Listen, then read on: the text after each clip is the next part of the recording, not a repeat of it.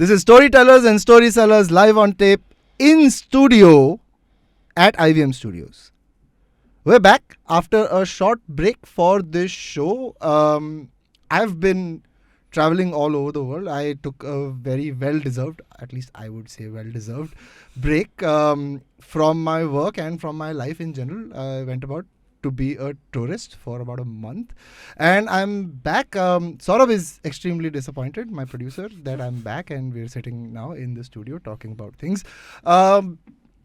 It's been a fun time doing this show, right? And we're bringing this back with some new flavors, some new segments, some new guests.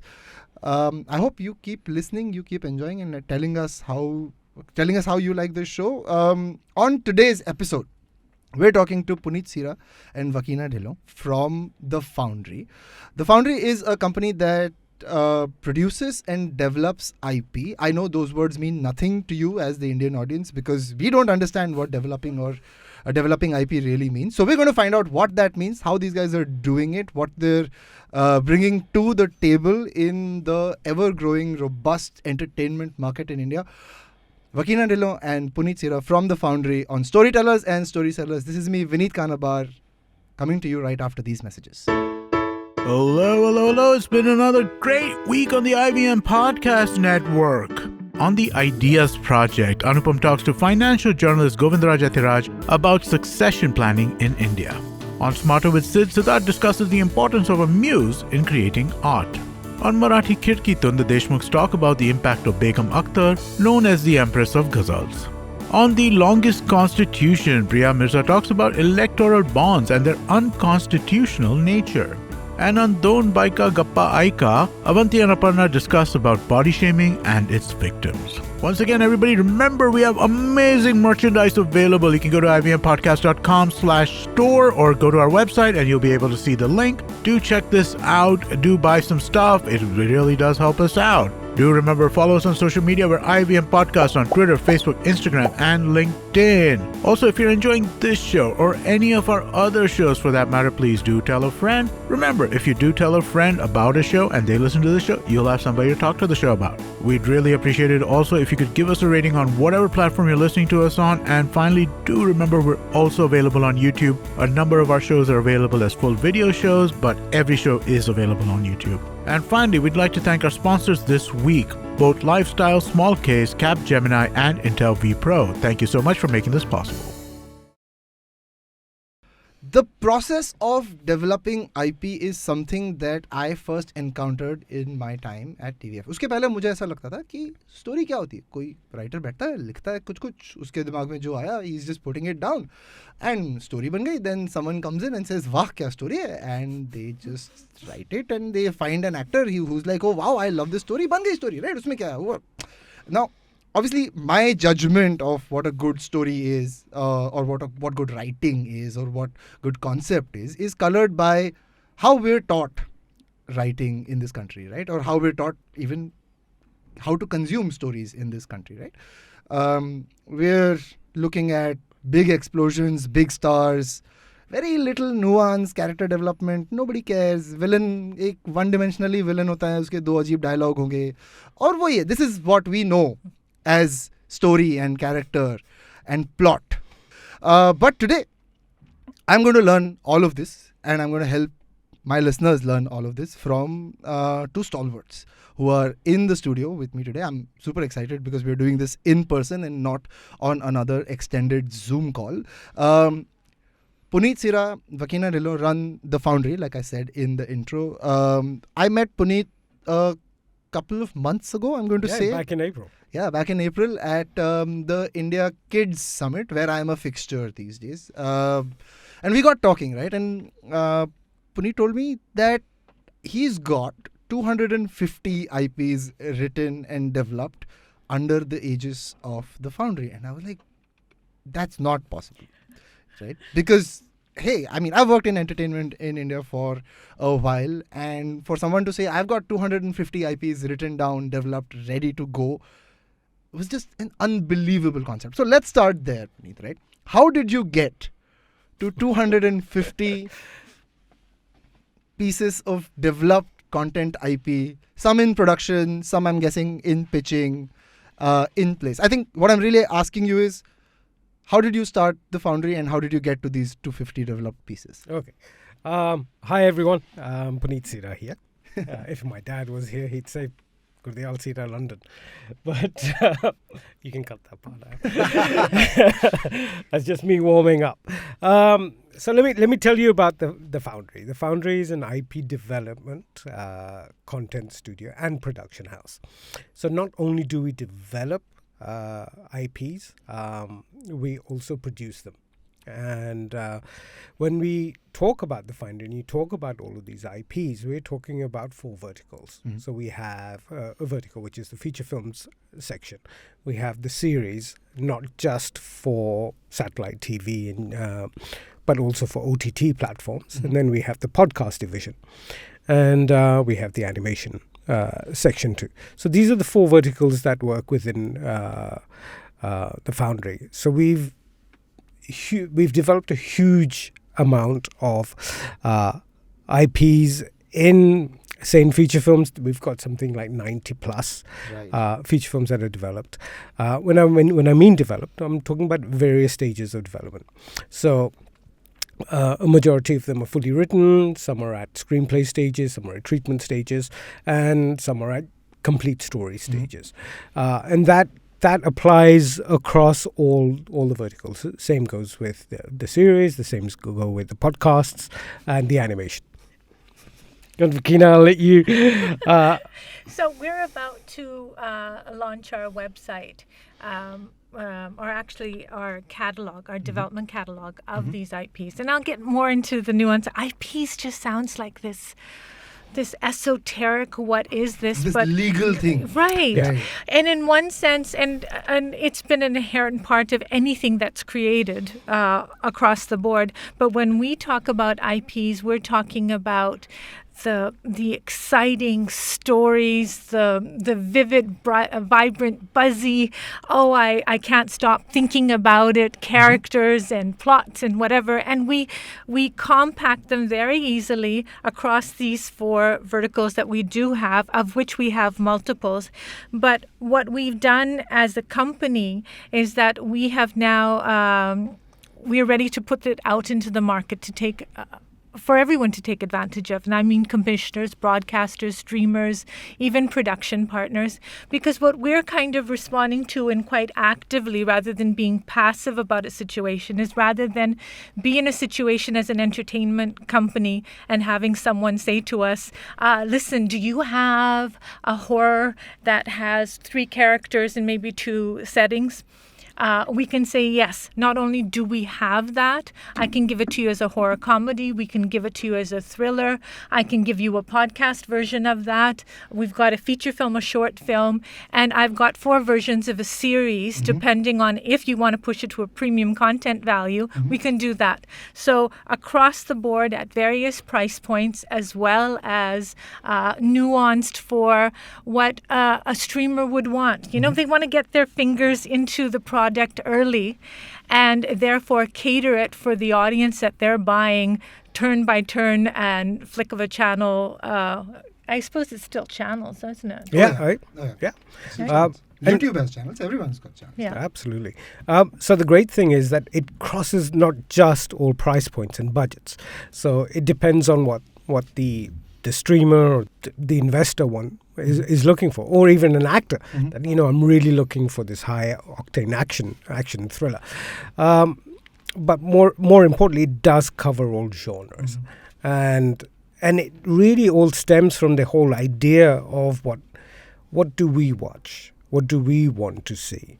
And I'm a real strong believer in, we watch a lot of feature films, we watch a lot of shows, and what happens is that some shows engage you, some shows engage you in bits. You might get, hooked onto a certain sequence or a scene, and you think that's such a great scene, but you don't get the full satisfaction, and you're hoping that what you felt at that moment while watching that scene was a far longer Or you fall in love with experience. one character and it doesn't scale to and the it rest of the doesn't. story, Yeah. They kill him off in scene 3, but you go, oh no. So here we had this opportunity of saying, all of the things that we love about storytelling, and we've been storytellers since, I think, since we can remember, and it gave us this opportunity, gave us this platform. The Foundry gave us this platform to sit there and say, what is it that is out there that we love, but we haven't seen yet. Right. When I mean not seen yet, I don't mean, this is a film that's so obscure that nobody's ever wanted to make it. That's why it's never been seen. But more along the lines of taking great stories, taking great elements of filmmaking and present them in one cohesive format. Love it. So- Love it. Thank you for that wonderful introduction. I think there's a lot to get into here, and I'm going to try and do it bit by bit because, one of the reasons why I love doing this show is meeting folks who are so committed to whether it's the art or the business of storytelling that they try and bring a point of view, and that's what you've got. This business is a business of a point of view, right? Nobody wants to see the Ramayana made 100 times because I'm devoted to the Ram. They want to see 100 points of view on the Ramayana. Now, I don't know whether in the current political climate that's something you can do in India, but that's a different podcast. But how wonderful it would be to reverse that and have an all-female cast instead of the two brothers. What happens if it was two sisters? But you're very right. There's a sensitivity that, and I suppose that brings us back as responsible storytellers or filmmakers, is that not only, there's this adage of write what you know, and I've always believed write what you don't know, because we have this fantastic thing called imagination that allows us to push things further. And it doesn't mean like all those series that are out there or films that are out there about medical, like Grey's Anatomy, for example. Does that mean that the writers were doctors and hence they could speak most immediately towards it? And no, it's not, because there's collaboration, there's imagination, and you've got more than enough research and access to this grand thing called a human library of experiences to inform yourself and create something. And that's the thing right now. Not only are stories supposed to be highly relatable and authentic that we're hearing from the people across the table from us when we go into these wonderful meetings, we're also hearing what's the global tangent on it, because now it is humankind as opposed to geared towards somebody in Bindi Bazaar, Baikula.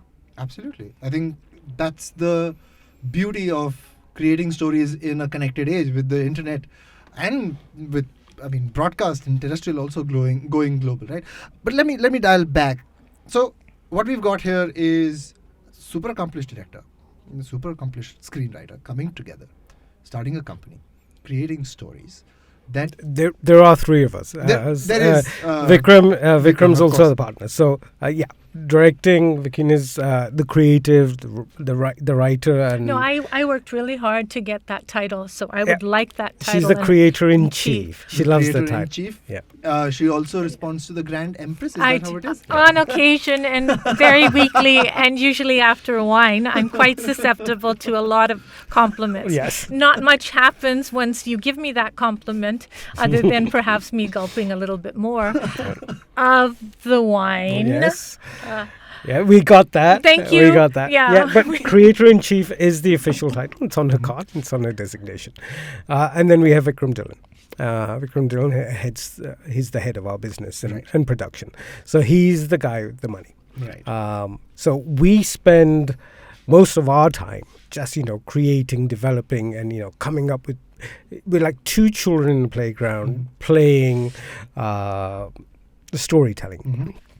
And so we're bouncing around the office like, I've got this wonderful idea, and let's do this with this scene, let's do this with this character, and he's saying, you children play. I'm going to go out there and raise 100 crores for the company. So that's what he does, and he handles all the budgets and all the legal and all the business side of things. And so incidentally, Puneet and Vikram are the co-founders. I am a principal in the company, and my office is above theirs, Yeah. but not as large. But it's all right. It's quite Mine's satisfactory. opposite. Mine's opposite. Yeah, and yes. we get to look at each other all throughout it. And Puneet, as the head of development and content, he actually curates. And I think this is, I think one of the points that you were driving at as a director and as a writer. How does that inform what we're actually creating? Yeah. And I think what it does, and also with Vikram. As a producer, he's also a filmmaker and a director himself. We wear multiple hats in that regard, and we're able to share those experiences of understanding instead of having blinkers on and me saying, I'm a writer and I need 40,000 mad men wearing furs to come over the hill and smash the castle to pieces. So Vikram will say, wait a second, babe, CGI. And Puneet will say, really? Furs? That's not my director's vision. Yeah. So we're able to understand and compensate, and as a result, For each department. right. Yeah. And So- not only can we do that, the fact that we are actually a family. So Vikram is my brother, Puneet is my husband. So, and because we function so well as a family, that inadvertently has helped us in our company, because that means we function exceptionally well as a company as a result. I absolutely love this background, right? Because from all the conversations that I've had with creative folks trying to run a company or creative folks trying to branch out into business, it's very hard to find partners you can really, who enable your creative vision, Yeah. yet keep you in check, right? Because, hey, like you said, you've got an imagination. You can imagine 100 furry spiders wearing coats taking over some castle somewhere and smashing it to bits. Right. But is that what the story needs? And you need that kind of trust. You need that kind of that vibe within Absolutely. the team to be able to enable that. Let me ask you this though. My sense is that Vikram as well, but the two of you for sure, because I did a bit of research on this. You've built stories outside of India Correct. before you started here, right? I mean, I've seen Vekeana's credit roll. There's commission writers for projects everywhere, right? I mean, you name it, she's probably done it. I know you started with the BBC for a certain time. I don't know if Yeah. you started there, but you were there for a while. Behind the camera, I Behind the started. camera. Absolutely. Yeah. So much. I think you were an actor for a bit. Yes. Oh, he's got do fancy- you want to start there? I'd love to. Okay. Well, it's a really interesting story. Not that I was an actor, that's an interesting story, but the fact that I was an actor and how me, Vekeana, and Vikram, we all kind of crossed paths actually stems from a time back then. So my father, he was an actor. And he ran away from home when he was 18 from Africa to come to India to become a Bollywood star. But then he got caught and he was packed off and got married in England. And that's where they was born. So, but he was an actor that did over 200 films in the UK over his lifespan. So we grew up in an environment of acting. And through him, I started working in films. Even though my education was here in Panchgani, in India, but when I went back to England and started working in films for Warner Brothers, and I played the lead in a film called Arabian Adventure, with superb star cast, Christopher Lee, Peter Cushing, Milo O'Shea, and so it was a great foundation for me to start work on, because here you were in this massive playground. I'm on a flying carpet, genie in my pocket and monkey on my shoulder Studios. at Pinewood Studios, and you've got James Bond being shot in Stage 7. And he's you've got- having lunch with Christopher Reeve Yeah. in his Superman costume. Mad. So Superman the movie's being made here, and so I'm giving away my age here now. But it kind of just set the foundation for what my life was going to be. And even though you're working with these wonderful directors, but what I found that even as an actor, that I was more interested in what the director was doing. Where is he placing the camera? Why is he placing the camera there? Look, how did they make this flying carpet fly? So it was, it definitely opened up my eyes to where I wanted to be. So as time went on, I was teaching acting. As I grew older, I had an acting school called the London Academy of Acting, and I would teach acting for film. And we were the first acting school in the UK that taught acting technique for film as opposed to theatre. Because there were many theatre schools and, song and dance, etc., etc. But here it was corely directed to what the camera needs and what the actor needs to. So with the acting background, I was able to do that with actors, which obviously as a director helped me out. And then I joined the BBC Drama Films department. And in that department, we used to make, not me personally, but as a department, we used to make 22 feature films in a year. Right.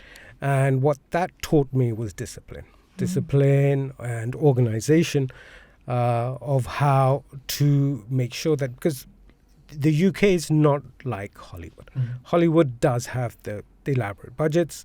The UK film industry, especially at that time, was very small. So the only big films that were being made were the films that came from Hollywood, shot in the UK and went back. And so here, you're working on shoestring budgets. So the only way for these films to actually work and be cohesive was their meticulous organization and creativity.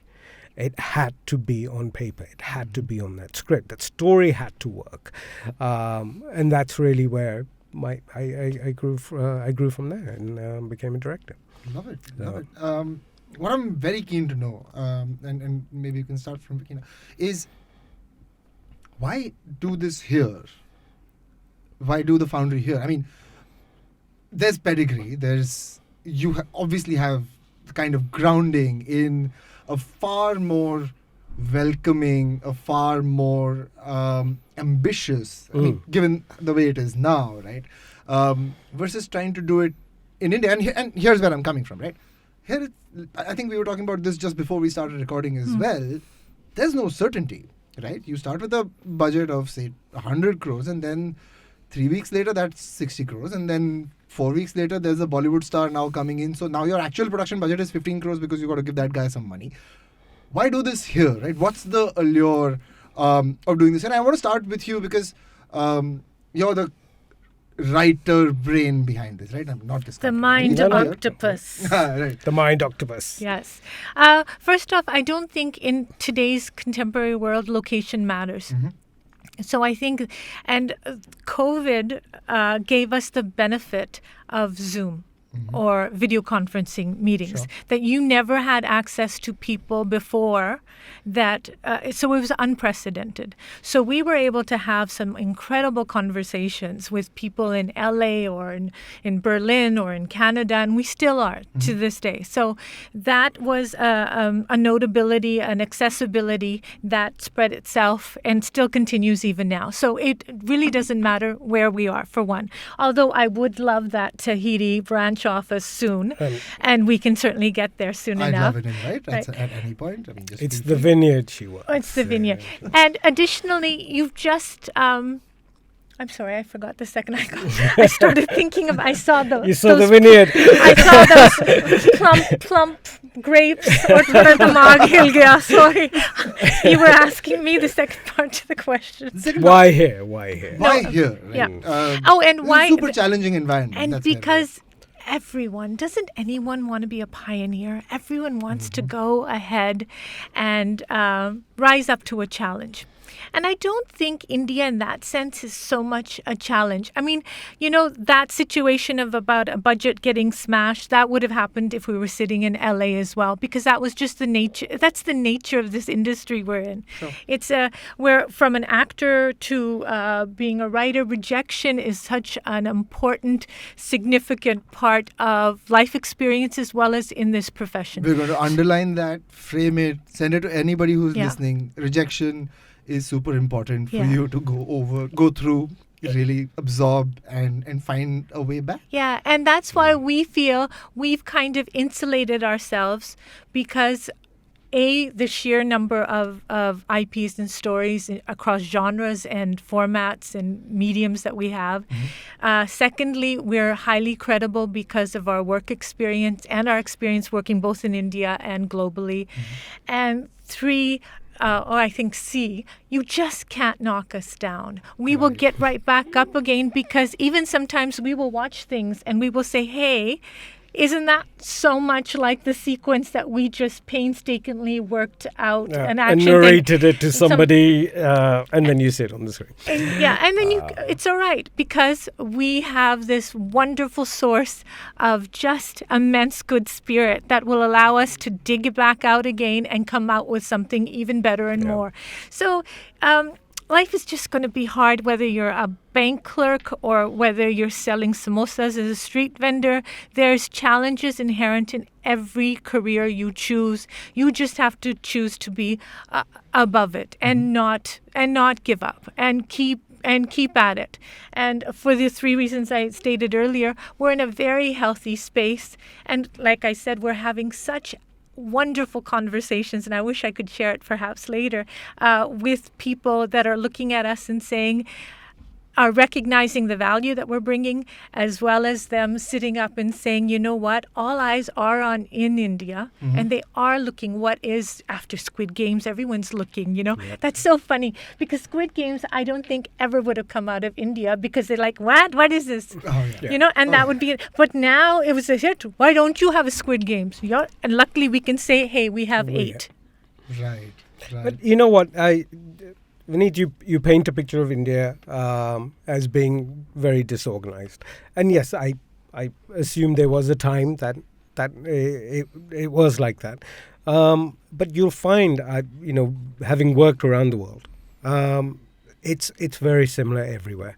It's just the way they do it. But the elements that you're talking about, the ethics that you're talking about, also apply here just as much as, which was one of the reasons why we set up shop in India. When I moved to India, it was, I used to run Channel V. I was the head of the channel, and that's where I met Vekeana and Vikram, and they were VJs on the channel, and so me and Vikram became best friends once I left the channel. Obviously, we got into production and started directing work, but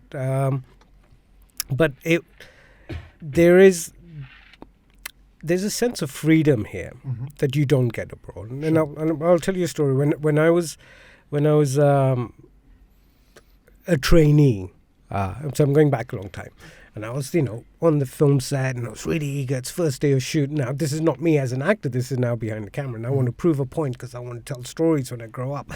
And what happened was the director was setting the camera was being set up, and the director said, you know what? Wouldn't it be wonderful if I put a track instead of this being a static shot? If I do a track, so when the car comes down the street, I move with the car. So he, turned around to his unit and said, "Hey guys, let's put a track." This is the director, on the day of the shoot. While we're shooting, right? Right. And the first assistant director goes, "I'm sorry, sir, but that's not on the shot list." And he goes, "I beg your pardon?" He goes, "It's not on the short list. So I'm sorry, I can't give you the track. It'll take another half an hour to put that track, and you don't have enough time in the day to do it." So what it did teach you was that you had to be meticulously planned. And that's how the film industry over there worked. But for that creative freedom, that flow that you need, because when you're shooting a film, or you're trying to tell a story, you need that fluidity. You need the product to be organic to a certain elasticity. As absolutely, well. I just with wanted to the say actors that now. I just wanted elasticity. Even with actors, you give them a certain sense of freedom because they'll do something that you may like, but if it wasn't on the paper, but you really enjoyed what they did, and they're taking the scene to a different level, they're elevating it. You want that freedom. In the West, because it's so regimentated, that fluidity is there, and I think that's something that I really, really enjoy about working here in India. Not that it's hey, do what the hell you want, let's go blow up 10 cars. It's not that. But there's a Wild West element. Absolutely, here, there's a creative energy. I mean, look at the wonderful films that are coming out of the South. I mean, their heightened reality is so high that you can't, you watch it and you just get immersed in it and you enjoy it, whether it's tongue-in-cheek or you get mesmerized by this larger-than-life worlds that they create. But they keep it in the real world, but the reality is so heightened. Absolutely. And yet at the other end of the spectrum, you have such great, believable shows that, just suck you in the real world. So you have this broad spectrum of filmmaking here, and you've got this space to seesaw. And for somebody who wants to tell stories, who's creative, you couldn't get a better canvas, Sure. which you can get here. But that's what I would say. So I wouldn't condemn it, and especially where the film industry is going right now, and the way the OTT platforms are functioning, and the kind of shows that we're seeing right now. I think we're going into a really good space. I love it. I mean, I didn't mean to paint a picture of it being wrong or it being incorrect in any way. It just, from where I see it, it just feels It's a more characteristic, difficult, yeah. right? And again, I love the perspective that you gave me, Puneet. It's a very hopeful creator's perspective, right? And I think, like you said, what they've been able to do in the South, create those realities, or the stories that are coming out of smaller movies, Yeah. right? It's wonderful. It's a wonderful time to be a creator in India, and I mean, both the things that you said, right?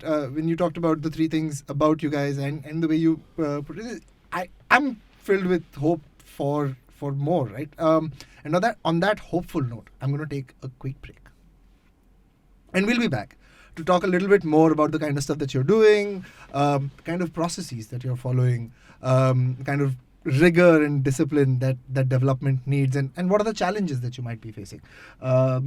Sounds like a mouthful, doesn't it? Yeah. Looking forward to it. Previously on Varta Lab. After 3 wonderful seasons, Akash and Naveen went their separate ways in search for glory, comedy, and comedy glory. But all they found is long transit time, bureaucracy, and upset stomachs. Now, after 3 years of collecting stories and hustling, I can't mention. Bullies. There's no need to overact. Bullies. Akash and Naveen are back at the lab Let's do it. with Stories, we've got stories. They're a little bit of funny and a little bit of dissenter. You wanna hear them? It's got humans. They're sitting in a box and talking bold at Warthog Live. And we're back. This is Storytellers and Story Sellers. I'm Vineet Kanabar. We're talking to Vekeana Dhillon. And we just had a bit of a side chat about how her last name gets pronounced. It's Dhillon. We're in India. That's how it's going to be. And Puneet Sira. Before the break, we were talking about the Foundry and how Puneet and Vekeana and Vikram, the third partner, are running this IP development storytelling company, which is putting stories together that they'd like to see and produce.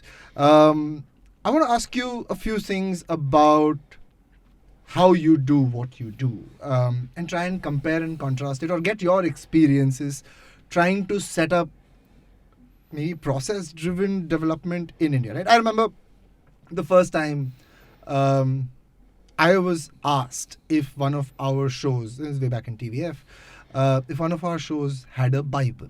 Mm-hmm. This is the first time someone asked me. I wanted to send it to Kans series that was happening the first time around, and one of our shows needed to go there, and they said, "Do you have a Bible?" And I was like, "What?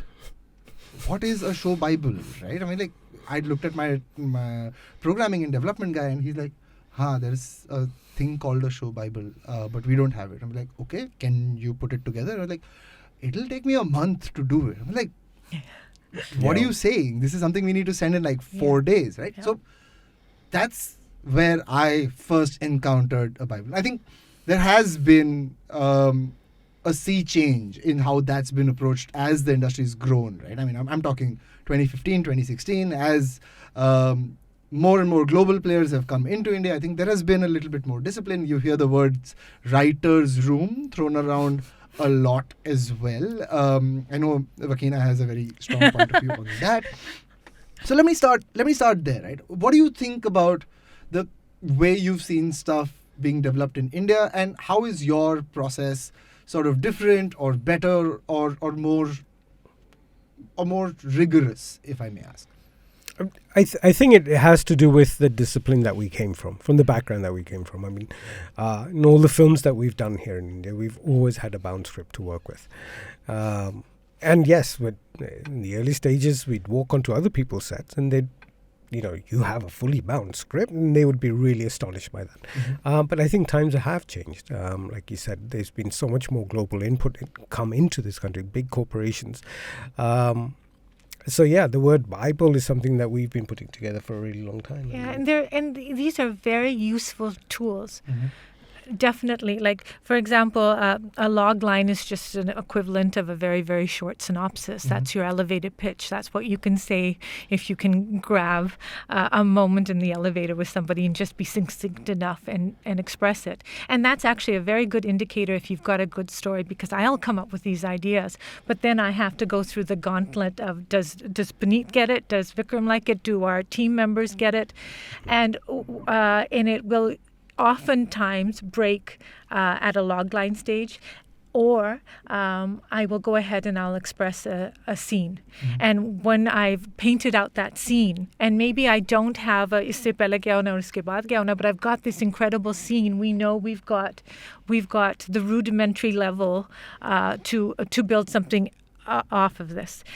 Synopsis, Bibles are so significant. We have multiple Bibles. We are so particular about cultivating that, because you're creating a world. You create the world that the story takes place in. You bring up your characters. We do episode breakdowns. And this is very interesting. So I have 200-page Bibles that just every little thing I have thought of, because I'm the person that has the remote in her hand, and I will toss it at the screen, and they won't let me because it's apparently very expensive.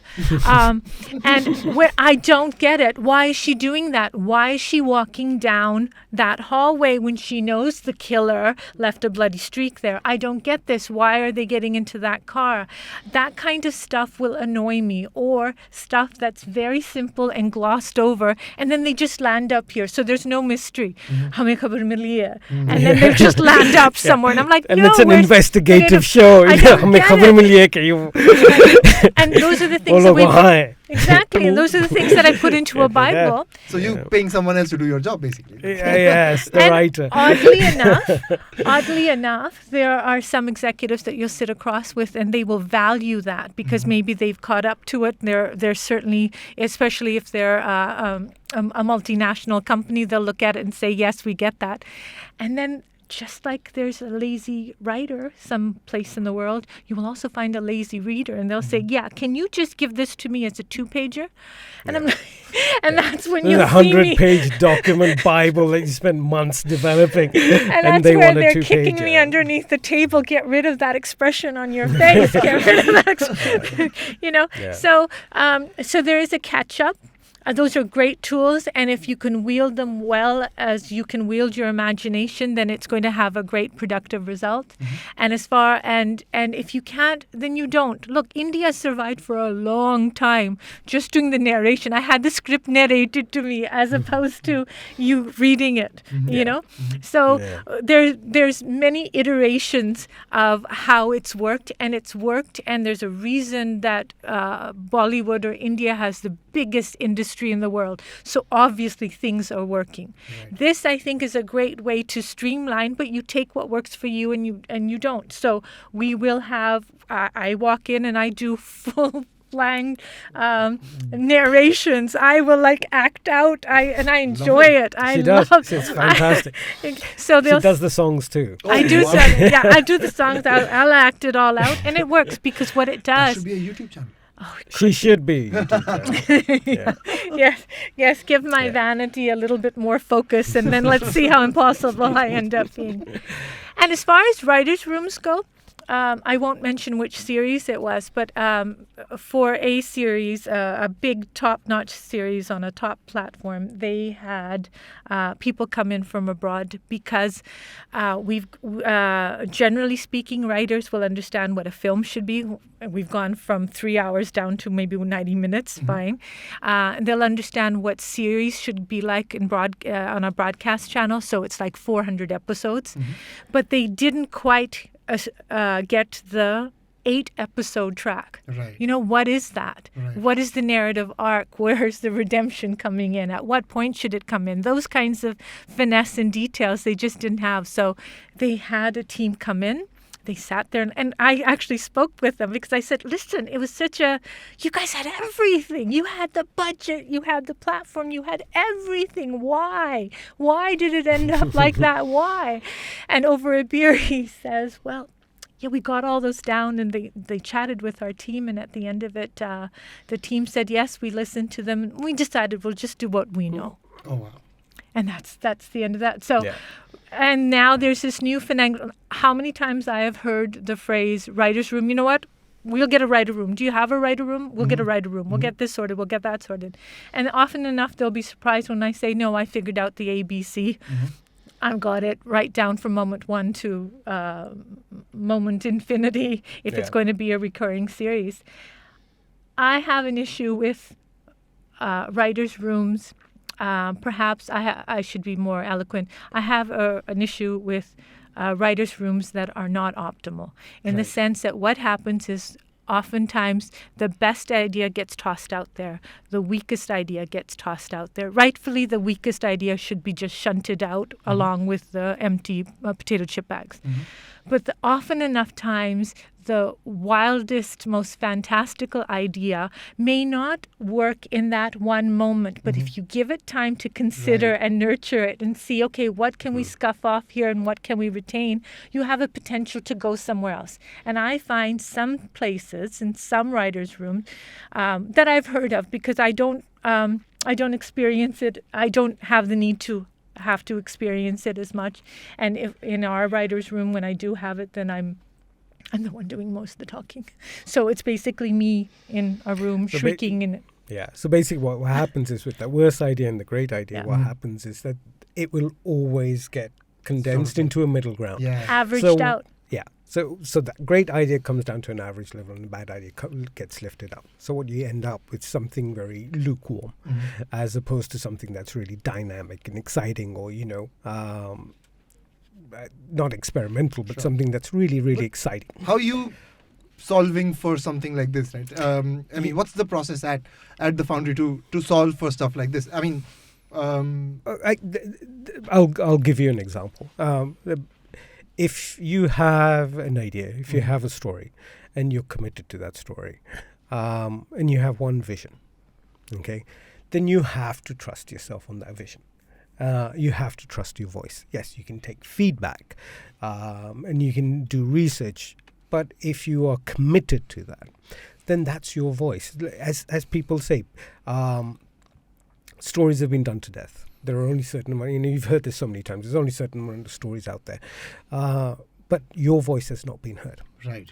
So and that's what makes you unique, that's what makes you different, that's what makes you stand away from the crowd. So you can learn from those stories, but the way you do it or the way you tell it has your stamp on it. And that is why you can't really do it in a group, because then it's multiple voices. Right.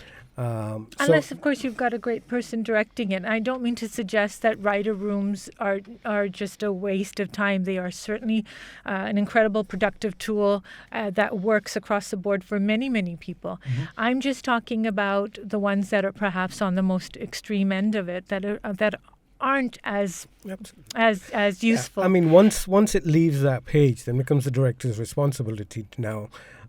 And like I said, once you're on that set, you are the captain of that ship. You have to have those leadership qualities, because when you're working with the actors or you're working with your DOP and these wonderful technicians that are, going out of their way to create your vision, and people do say that I'm a strong believer, you can't make a film by yourself. You have to have that team. You have to have great people around you. But when the shot is being done and you say action, everyone is on their toes.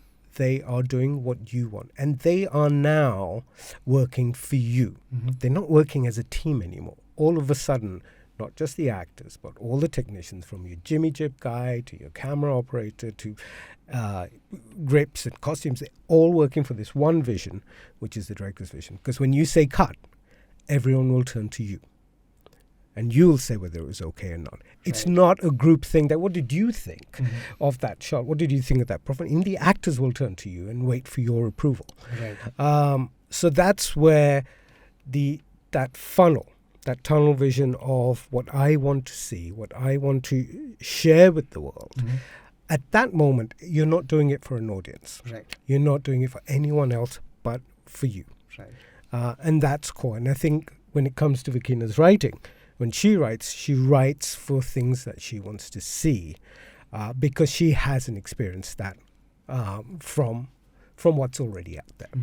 And another tool that I use to answer your question about what makes Foundry so special in that regard when it comes to development. First off, we've already cut our teeth. We've got a wealth of material already good to go. But just this morning, I'll come up with something, and just last night, I had something else. So I will elbow, and that's one of the advantages or disadvantages of working together and having the head of content and development sleeping next to me, is I can elbow him in the middle of the night and sit there and tell him something. But one of the core aspects of what make our stories work is that we don't necessarily write for a genre, we don't write for a story, we don't write for a plot, we don't write for a premise.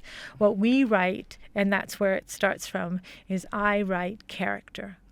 So if you can write a character, you can pick up that character. If he's three-dimensional and fully rounded with eccentricities as well as flaws, you can pick them up and put them on the moon, and it's a sci-fi.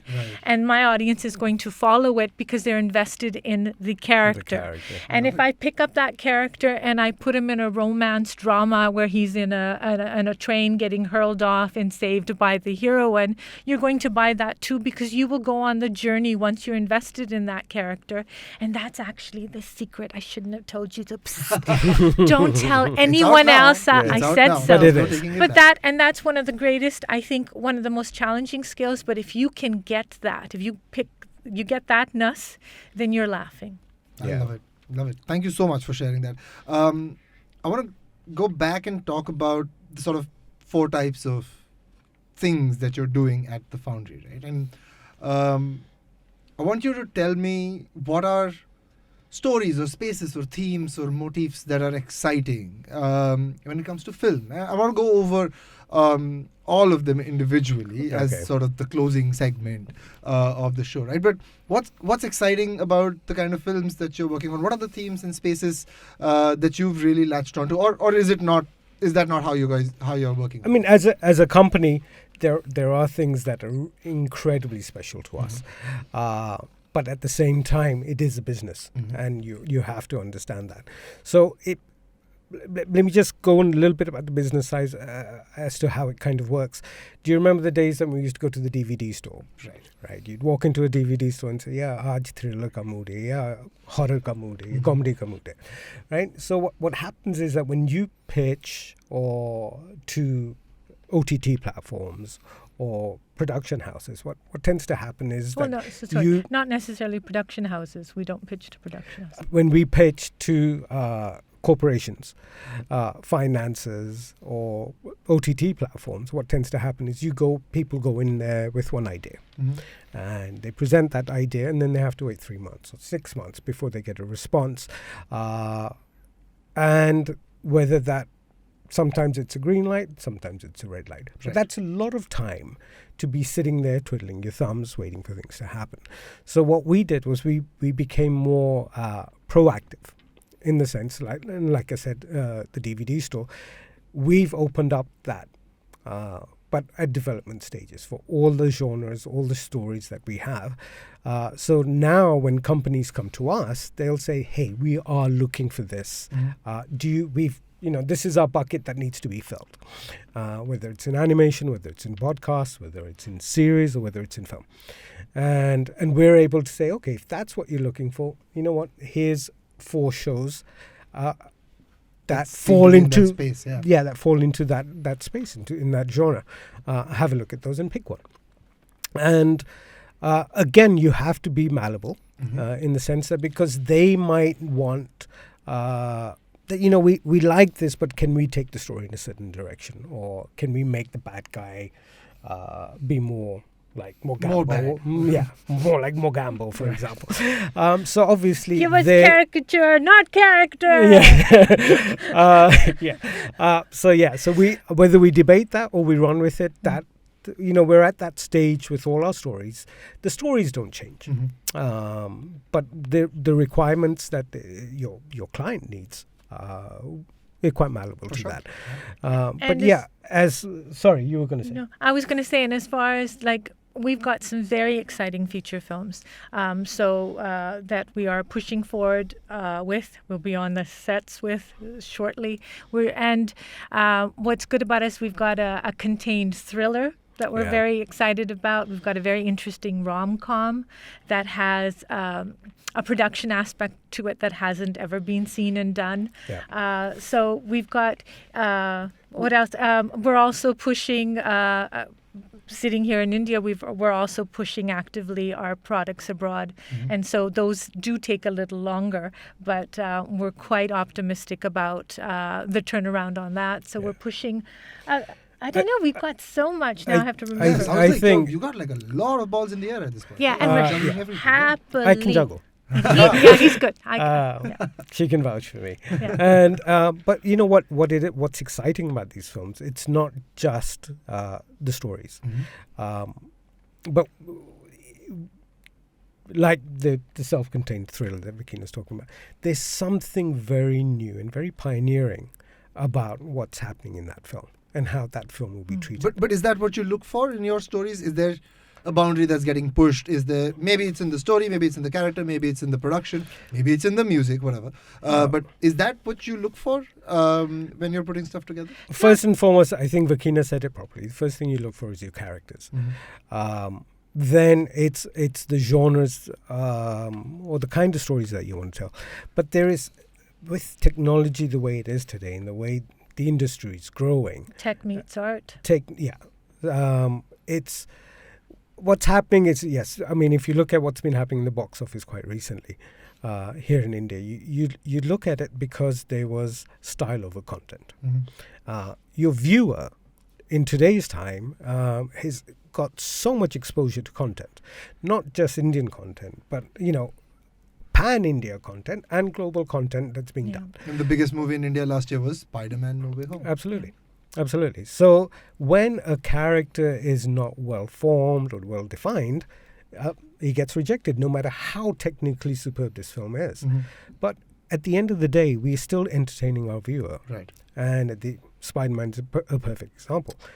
So not only can it not just be character-based, but it also has to be technically viable. Right. So it is a visual format at the end of the day, unlike podcasts. So when you have that visual format, you need to apply the best you can for it. So we do these kind of projects. They might not be big in scale, in budgets. Some are small, some are large. But you're forgetting my $100 million script that's still sitting on your desk. It will be made one day.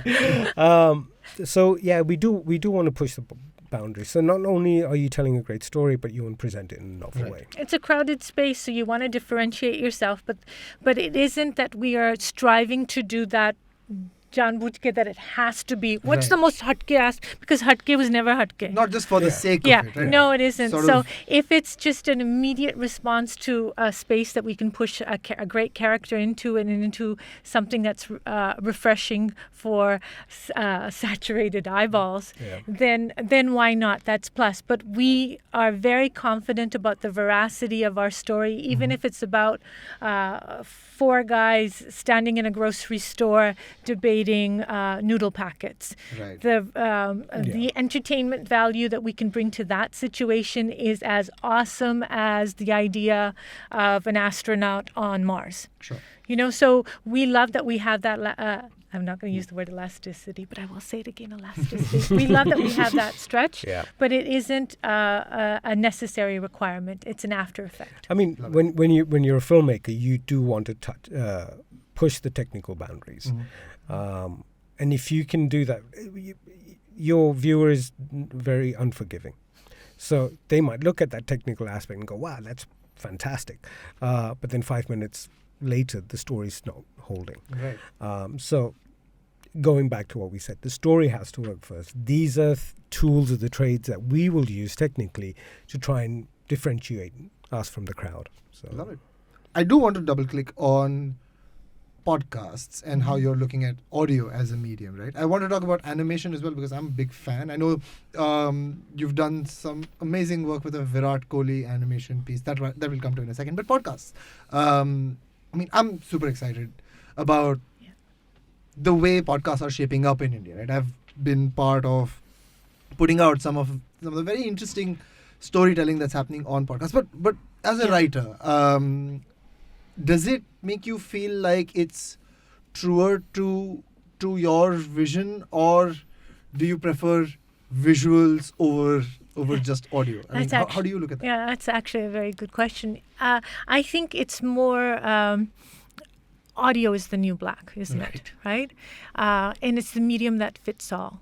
So it fits all, from someone being a rambling ranter on their crackling phone in terms of presenting their product out there, as well as, audio journalists that can finally nab that true crime story that no one's talking about, or narrative fiction.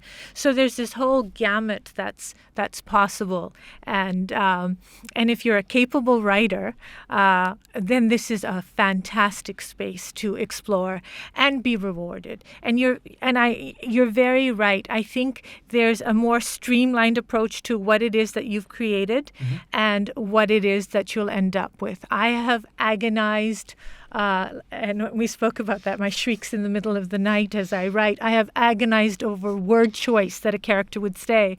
And I would land up on a set and have, oh no, that whole page is gone. Oh no, and now she doesn't even want to say that. And no, her character is now different.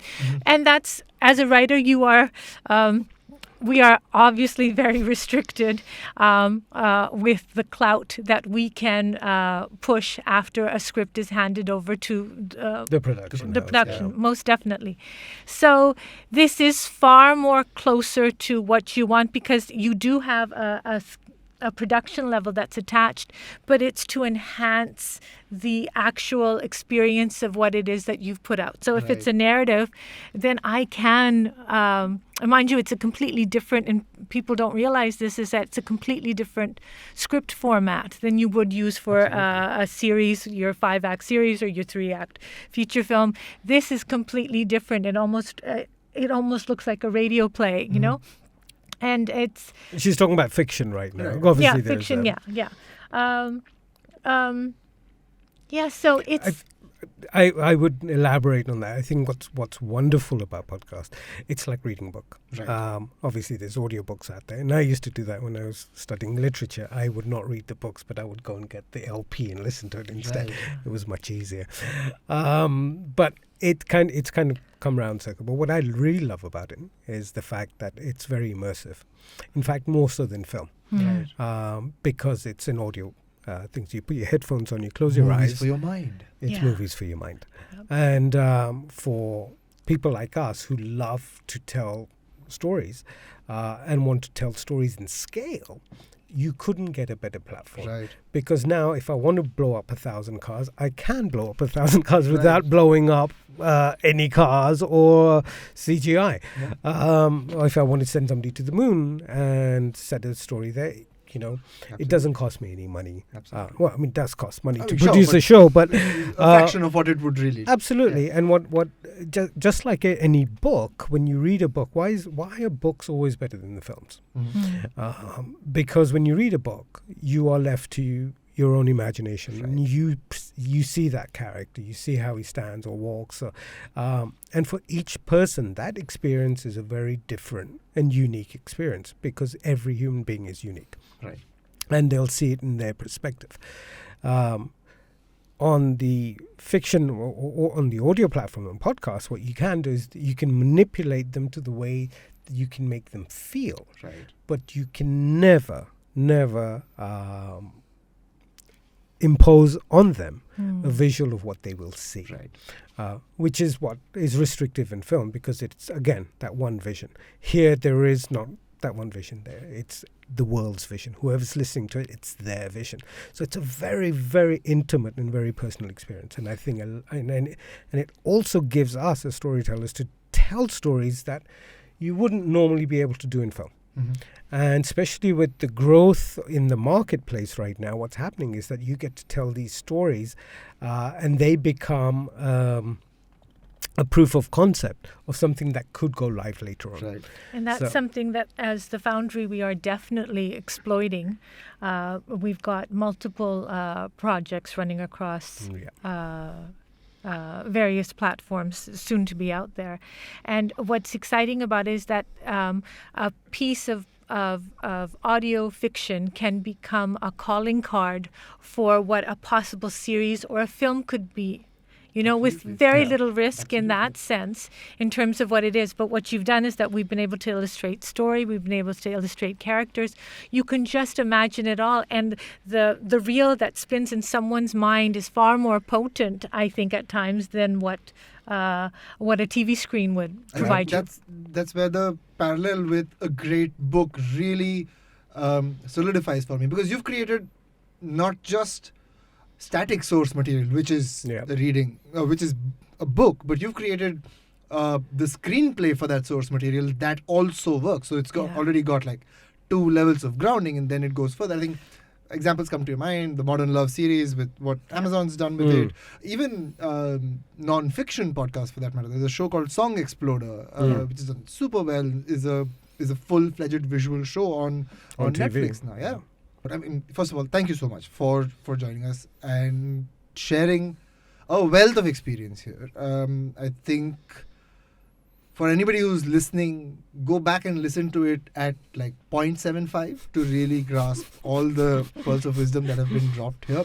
But before I let you go from this show and the studio, I'd love to hear from you advice for young writers in India. And I'll tell you this, I'm very fortunate to be surrounded by young people trying to put entertainment together. I've got friends who are 17 and 18, armed with a camera and just the verve to be out there and tell stories. And then I've got friends who've been doing this for 7-8 years and are still 25. So that 17-year-old guy who's now done a bunch of web series. So I think the kind of experience and the kind of discipline and the kind of structure that you're bringing here, I think you'll find, and I'm sure you've already found, a lot of people willing to absorb that, willing to take that up and apply it, right? I think the experimental nature of content creation in India right now, especially enabled by the internet, I think folks like you are just so well placed to guide it, nurture it, drive it, push it forward, right? But yeah, before we let you go, piece of advice for all my first creative off, friends. Thank you for all of that. That was very kind of you, very gracious.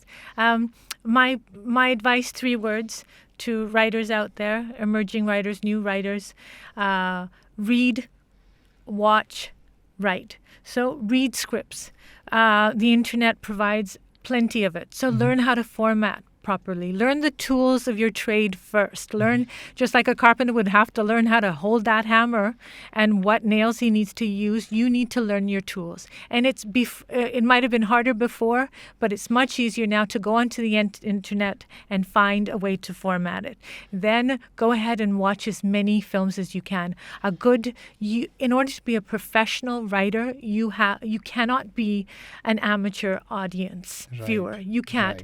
Expose yourself to a lot, and we've gone through this experience where I would say, oh, now it's a boy movie, but now I'm writing right now an action buddy film for the West. So anything is possible, but expose yourself to good things and write write as much as you can, even if it's not as strong as you want it to be. Sometimes I couldn't even push past a scene, and he's seen me hobbled up in a corner. I can't get past this. And he would always say, move past it. Get on to the next scene. You already know what's happening here. And then come back to it. And later. then come back to it with whatever. It is a brave, brave thing that we do. I speak as a writer, to conjure something that doesn't exist, to put your product out there in the world, to be vilified by critics or by someone. I say this, we were just talking about this the other day, it's content is being consumed twice over. Once as an actual experience, and second across social media as it's churned and tossed and evaluated and whatever. And memified. Right, and to have that Absolutely. to have that strength to put yourself out there, I think writers, and I think any creative person that does that, not just writers, any creative person that just puts themselves out there is a mighty fine thing, and we can afford to be more gracious. So people, find mentors if you want to move up. And if you are already there, please look down, reach down, and grab an emerging writer and foster them. You can help. We can make this a much lovelier experience if we just enjoy it more and bring more graciousness to it. Love it. Puneet? I won't talk so much about stories. I think that's your forte. But I would say, as filmmakers, yes, it's a fabulous, fantastic time. I mean, it's very different to the time when we were growing up, when we had to buy film stock and you had to buy, rent a camera. And if you wanted to make a 10-minute short film, it was still a very expensive ordeal. In today's time, everyone's got a camera in their hand. You can use your laptop to shoot. You can use your phones to shoot. So it's a time that's bursting. But yeah, you have to learn new tools. You have to learn. I'm not saying restrict yourself to those tools, but understand them. See what they do. See what these lenses do. When I put this lens on, why does it look and feel a certain way? So your job as a director is to manipulate the way you want your audience to feel. And the best way to do that is by watching films. Just keep watching films and keep making films. Don't stop. Don't get discouraged. The more you watch, don't just watch them because it's a good film or, somebody said, watch this film. Watch them and see, there was a sequence in this film. It made me feel a certain way. Why did it make me feel a certain way? How come in the other film they had a very similar feel, but I didn't feel anything. I didn't engage. So what was the difference between the two? Use other directors' films and try and replicate them, especially if you're learning. Try and replicate them on your phone. I'm not saying copy people. Please don't get me wrong. But that's your first building blocks as to, how to put a story together, how to structure a scene. And then once you've, warmed up with that, then you start putting your own stamp. Now you take it a step further and make it yours. So there's no shame in looking at great work, learning from them, because that's how we've all done it. We've watched these fantastic movies in the cinema and said, boy, that's what I want to do one day. And if that inspiration was never there in the first place, maybe we wouldn't be doing what we're doing today. So I think it was Jean-Luc Godard who said it doesn't matter where you got it from, it matters where you took it. Yeah, absolutely. Wow.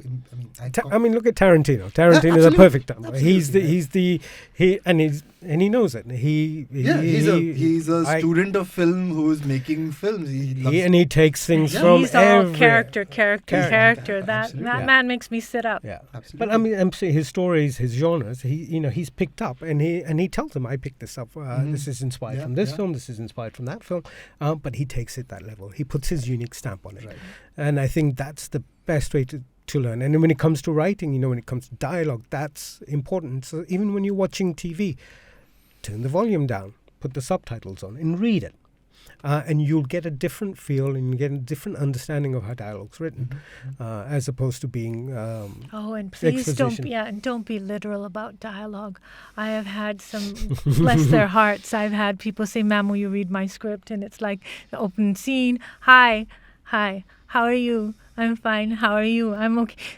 Come into a scene, and I sat that great soul down, and I said, come into a scene later and leave earlier. Try that. You don't need to, and don't be so obvious about dialogue. Dialogue is an opportunity to, you have your film, you have every scene, which is an opportunity for you to move up, but then every sentence, every word in that dialogue has to push you. Either it's pushing the story further or we're learning something more new about the character.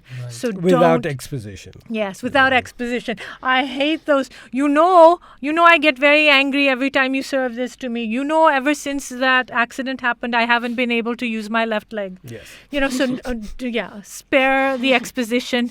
There are fantastic minds out there, I'm sure far greater than my own, and young, and you can certainly pick up things and run with it. So bless your heart. Yeah, this is far more than I bargained for. Okay. but all of it wonderful. Saurabh is behind there being like, yeah, we've got quotes for this episode. Yeah, we have them. Okay. We have them.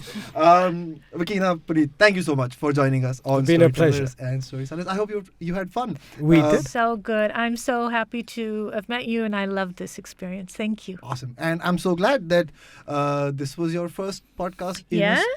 That's it on this awesome return episode of Storytellers and Story Sellers. Thanks again to Puneet and Vekeana. Thanks to Saurabh, Nikhil and Abhay, who are our trusty crew putting this show together. We will be back with more regular episodes after our, I'm going to say 2-month break, but somewhere there. We're also going to be back with some fun segments in subsequent episodes, so stay tuned. Tell your friends that this show is back. That's it from me, Vineet Kanabar. This is me saying goodbye.